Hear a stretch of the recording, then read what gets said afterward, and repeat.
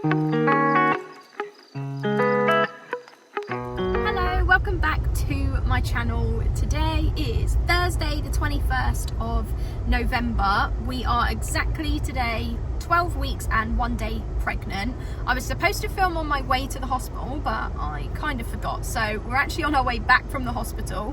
We had our 12-week scan. We were there for like an hour and a half actually. The scan was absolutely fine. All is good. Baby is perfectly healthy. But they were trying to take measurements and our baby kept moving and just wasn't being cooperative. So she made me lift my hips up and shake them, kind of like twerking side to side, but it didn't make any difference. And then she told me to go to the toilet and empty my bladder, but that still didn't make a difference. But she did have pictures that were good enough to take measurements. So, and then I had to have a blood test, but they checked my height, weight, blood pressure, and then the blood test, and that's to check for Down syndrome. What were the other ones? Edwards syndrome? There were 3 things to check for, and one of them I remember is Down syndrome. They said we'll get a letter with the results in about 2 weeks time, but if they're concerned they'll call us within 2 weeks. And then I just had to update the information they had on their system because the first line of our address was a little bit wrong and they needed to know it was an IVF pregnancy because the due date was also wrong. So we just needed to update the information so that everything on their system is correct.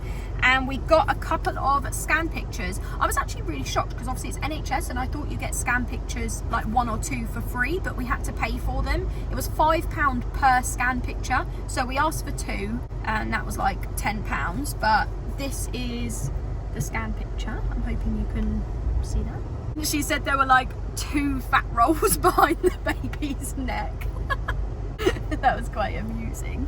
Anyway, we're on our way home, and as soon as I get home, I'll do the Q&A. Hello, we are back from the 12-week scan. It's now the second part of the video, which is the Q&A. So this is a first pregnancy, first trimester Q&A. I got all of the questions from the community page on my YouTube channel. I did actually have the questions written down on my phone, but because I film on my phone, I had to write them down on paper before I started filming. So the first question is, would love to know more about how your first trimester is going, what symptoms you've had so far, did you know you were pregnant before your test?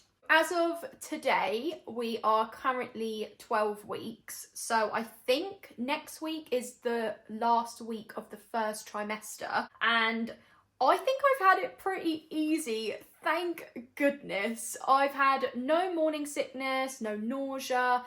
All I've had is weeing all the time, tired, and my appetite has been up and down.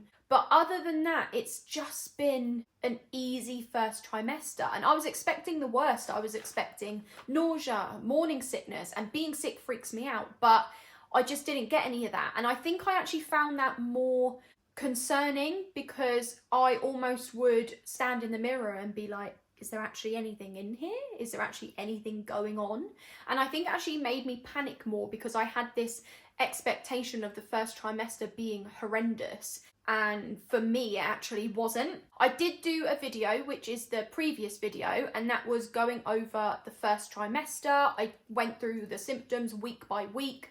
So I will link that in the description box below in case you haven't already watched it. With the did you know you were pregnant before your test question, I feel like that's a bit of a hard one because we did IVF. We knew when the embryo was transferred in, so I knew that there was a 50-50 that it was either going to stick or it wasn't going to stick.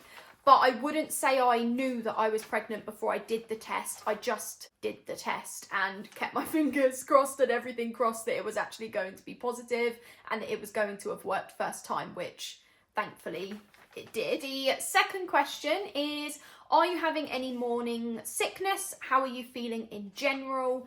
So as I said in the answer to the previous question, no nausea, no morning sickness at all whatsoever.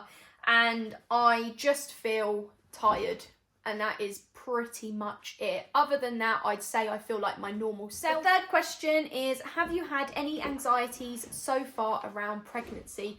I would say what was very challenging for us was having the embryo transferred, and then when it was time to take the pregnancy test, we had to wait like 3 weeks until we had an early scan to actually make sure there was a heartbeat.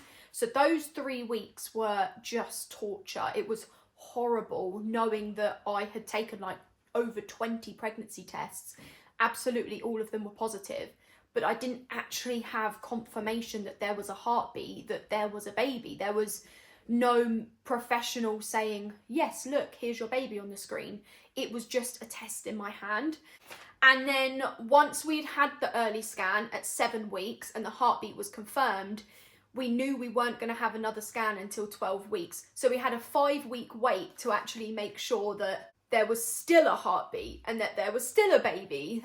Last week, when we were 11 weeks, I decided that I just couldn't wait another week. I had got to like my breaking point. I just couldn't hold on for 1 more week. So I booked a private scan. So it was basically the 12-week scan, but I was doing it early. It was like £70, £75. And I laid there and she was like, your baby has a heartbeat, your baby is perfectly healthy. The 4th question is, will you be doing extra scans? So as I literally just said, I did pay for a private scan last week, which was the 12-week scan, but done early. I just couldn't hold on another week. And we are also going to be doing a private gender reveal scan as well, but I will go on to that in the next question. 5th question is, will you be finding out baby's gender?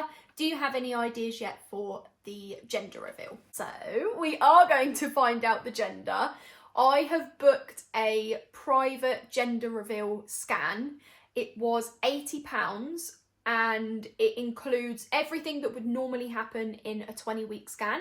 But then when they see the gender, instead of telling us, they will give us a gender reveal canon and also 5 gender reveal scratch cards. The scan is going to be on Saturday the 21st of December and then on Christmas Eve. So we will have the canon at home for a few days with no idea what colour confetti is inside it, but we have to wait a few days, and then on Christmas Eve we decided that that would be the day that we pop the canon and find out the gender of our baby, just the 2 of us, just like a intimate thing.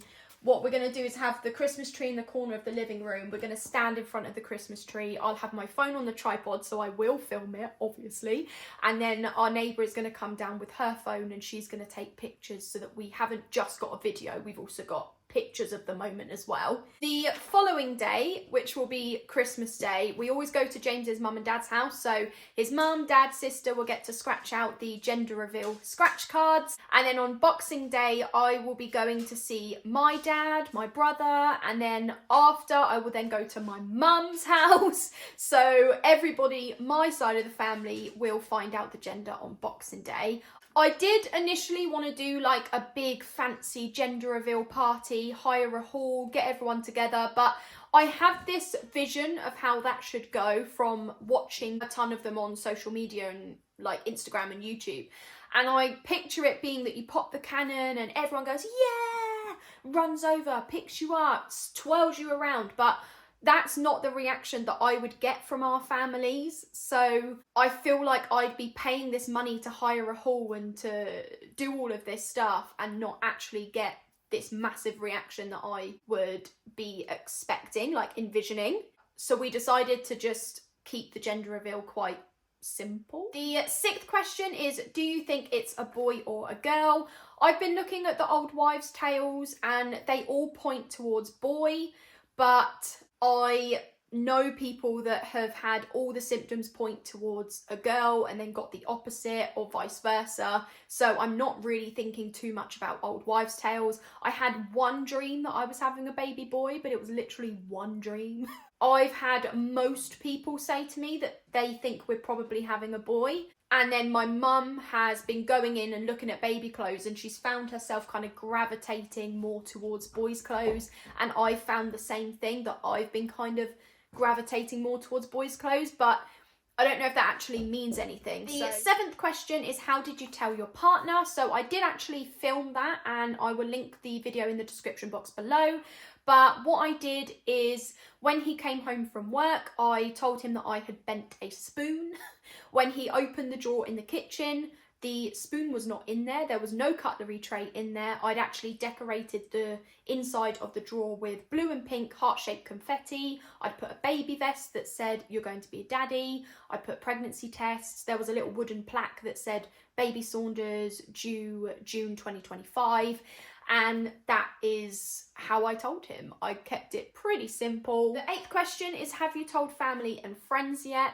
So I only have one friend, but she knew when I took the positive pregnancy test because she knew that we were going through IVF, and I had been telling her step by step what we were doing. So she knew when we had the embryo transfer, which meant she knew when we were supposed to be taking a pregnancy test. So it made sense to tell her. I also found that I struggle to keep things to myself. I'm very much an open book. So in order for me to not tell family and not tell the people that we wanted to be surprised, I needed to have somebody that I could tell. So she was the one that I told. We told our family at 7 weeks pregnant. We had the early scan first to make sure that baby had a heartbeat. And then when it was confirmed that baby had a heartbeat, we then told our family that same week. We told James's friends around the 9 to 10 week mark. The 9th question is, do you plan to continue this channel into motherhood? Absolutely. So my dream for this YouTube channel was always to become a motherhood channel. I started it in, I want to say 2022, and I always had this idea that it would follow me into motherhood. So the reason I started it in 2022 so early was because I wanted to film about our past, about our present, and then into the future. I kind of wanted it to follow like this timeline of my life. I was just kind of giving this life diary, I guess. The 10th and final question is, did you and your partner discuss if you will show your baby on the channel? So the answer to that is no, we haven't had that conversation yet. And I don't know when we're going to have that conversation. It will obviously be before the baby is here, because I'm going to need to know if I'm putting the birth vlog on here. I don't know how I feel about it. I don't know where I stand on it.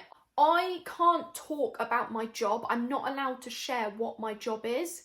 But I can say that through my job, I meet people that have done terrible things, and it means that I'm a lot more aware of the dangers. But I also feel like the chances of something happening to your baby because you've shown them on the internet is less than the chance of something happening to your baby when you're actually out and about and somebody has immediate access to them. Yes, there are probably going to be people that could take screenshots of the videos of my baby and send it to some creepy people. But I'm not going to be showing my child naked in the videos. So there's not going to be anything for them to share that's of a sexual nature. It would just be showing my child's face. Nobody knows where I live. That actually brings us to the end of the video. Thank you for watching, and I will see you in the next one. Bye!